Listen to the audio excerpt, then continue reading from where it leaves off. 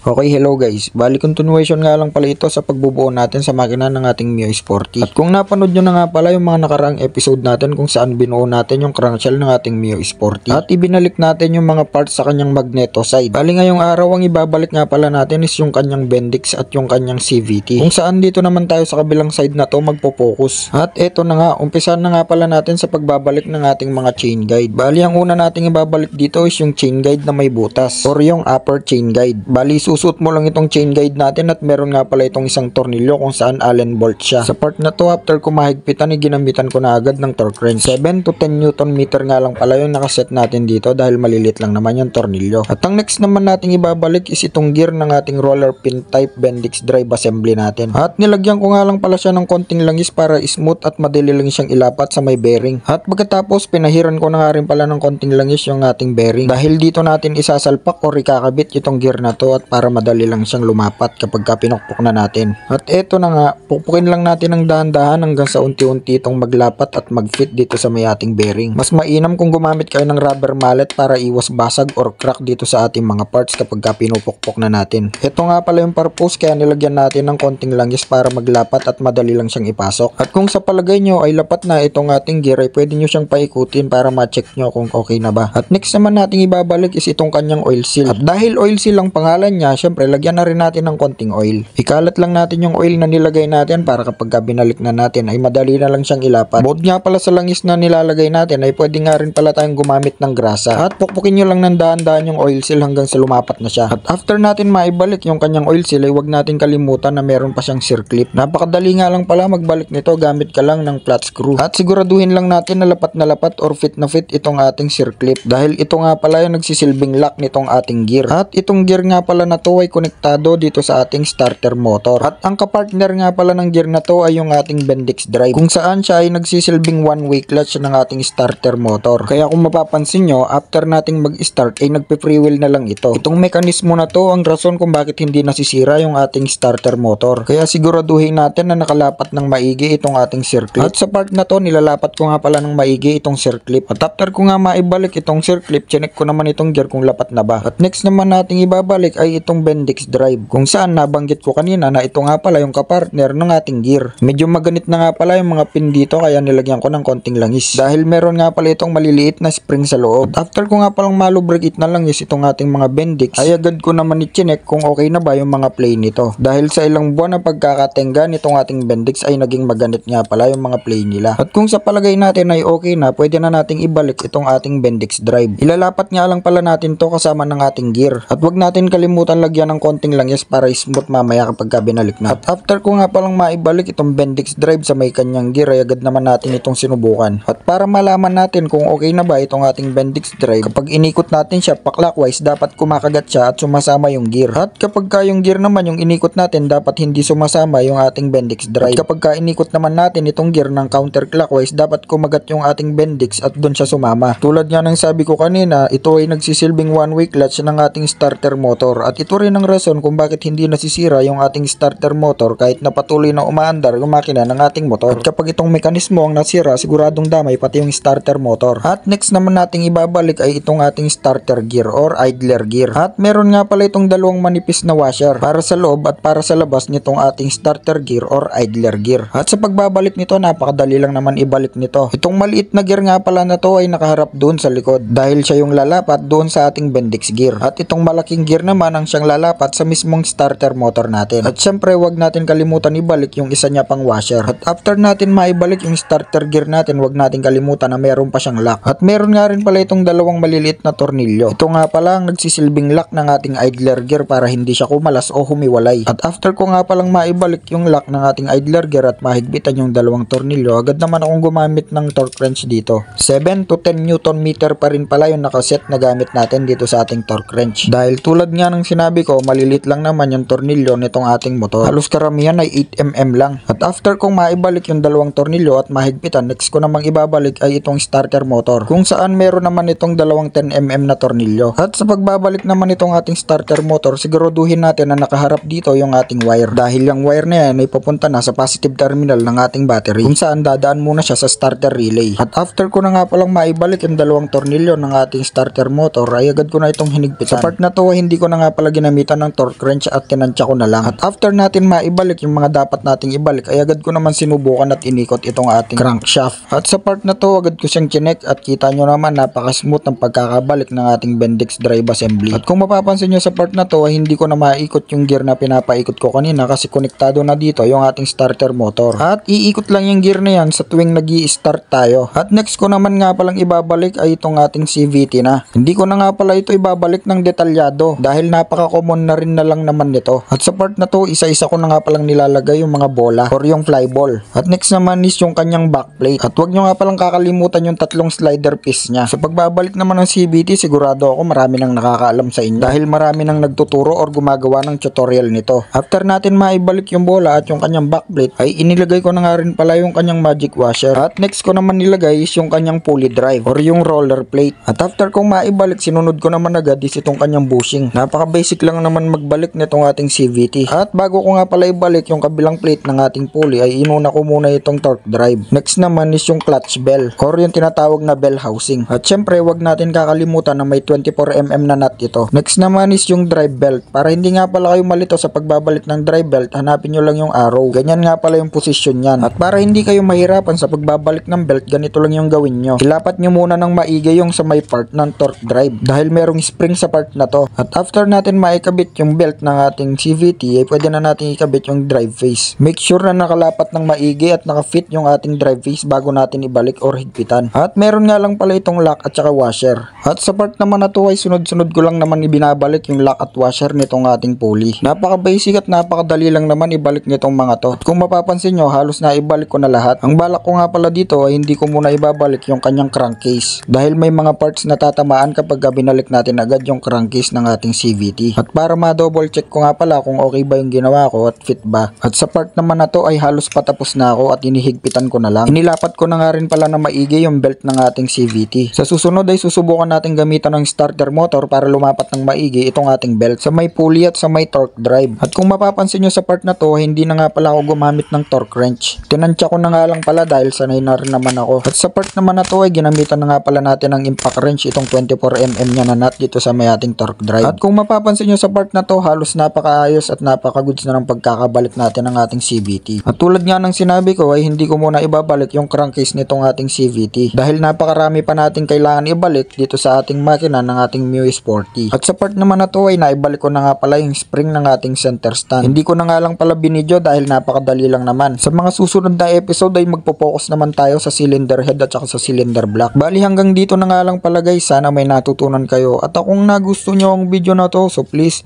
like, share, and subscribe.